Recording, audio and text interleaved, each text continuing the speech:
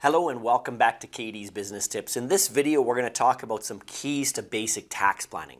First of all, one of the biggest complaints we usually get is, I'm paying too much tax. How do I pay less? I don't like this government. I don't want to pay them. We hear that all the time. So the bottom line is the only way you can save tax is with a plan. You can't just save tax arbitrarily. Go, I just want to save tax. No, you have to create a plan and do things in advance. Okay? The bottom line is that we know from statistics over the last number of years that taxes have just continued to increase. And the more the government spends, whether it's helping, low-income families, whether it's sending money overseas to Ukraine and so forth, the more our inflation goes up and the more our taxes go up. And the more the government spends, the worse that's going to get. So we got to make sure we plan on our side to try to minimize what we can. Okay? So part of our goal is to put more money in our pocket. We've been talking about cash flow, of course, in the last few videos. So, part of putting money back in your pocket is also saving taxes.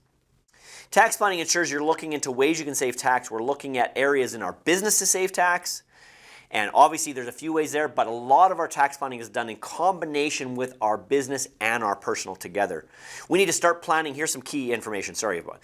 First of all, start planning as early as possible. Don't wait. Don't wait till last minute. People come to us in the new year and they'll be, well, what can I do to save tax? I'm just about to do my tax. We're like, you had to do that last year. Your taxes were for last year, right? Unless you're doing an RSP or something. Always tax plan before committing to any large transactions, investments, or businesses. If you have any large transactions, you need to sit down with a professional like us and sit down and plan. Know your tax consequences in advance. And defer tax as long as possible. There are ways to defer tax without paying any interest.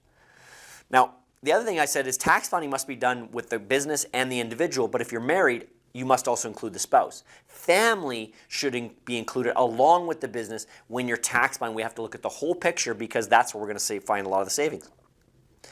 If you have a business, obviously, there's going to be certain things you can do in the business to save tax. And a lot of that is going to be deferring and maximizing expenses and things like that inside the accounting work itself. Okay? There's only so much tax planning that can be done in the business. A lot of the tax planning for a business is done in the structuring of the business. Whereas the individual, there's a lot more tax planning that can be going on because of all the deductions and credits. But again, we must look at everything as the holistic. In the next video, we'll actually talking about some of these areas of splitting deductions and tax credits and so forth. But if you got questions, we'd love to hear from you. Do post in the comments below, and we'll see you in the next video.